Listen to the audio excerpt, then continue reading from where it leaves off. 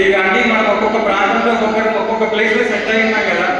ఒక్కొక్క ప్లేస్కి ఒక్కొక్క నెగిటివిటీ అనేది ఒకటి ఉంటుంది. అలాంటి సోషల్ అది అర్థం మనం నేర్చుకునేది ఎక్కడ సోషల్ అంటే మీకు ఇప్పటికీ అర్థమై ఉంటుంది. ఇప్పుడు నేను నెక్స్ట్ ఎవరు నిలబడుతున్నాను స్టేజ్ మీదకి శ్రీమతి ఏవి దుర్గారాణి మేడం గారిని స్టేజ్ మీదకి రావాల్సిందిగా కోరుతున్నాను.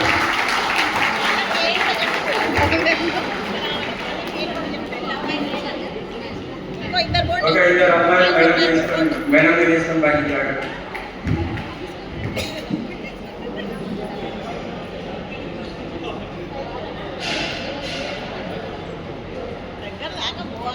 అక్కడి వరకు వెళ్ళాలి.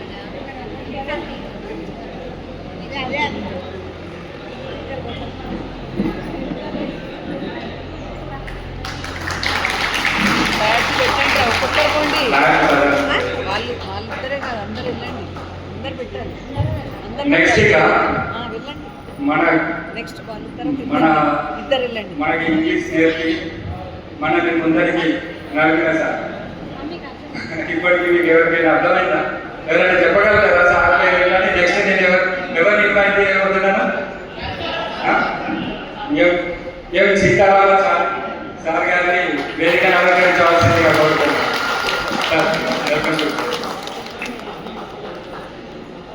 ఓకే, ఇద్దరు స్టూడెంట్స్ సార్ని తీసుకొని వేదిక మీదకి రావాల్సిందిగా. మీరిద్దరు వెళ్ళండి, వాళ్ళిద్దరు కిందకి వస్తారు. మీరిద్దరు వెళ్ళండి రా కావాలిపో.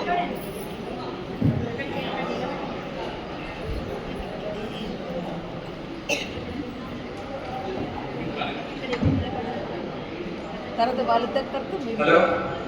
ఇక నెక్స్ట్ చాలా మంది ఎక్సైటింగ్ గా చూస్తుంటారు నాకు తెలిసి. ఇప్పుడు నేను నెక్స్ట్ తెలిసే కావాలి ఎక్స్పెక్ట్ చేస్తారా? ఎవరో కాదు మన ఈ సునంద మేడం గారు వేదిక అలంకరించాల్సిందిగా కోరుతున్నాను.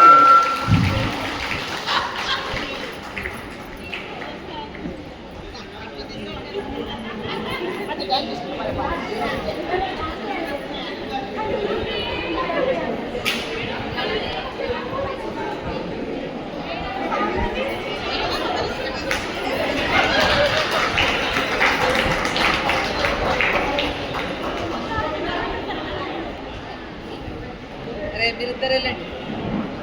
మీరిద్దరు అందరూ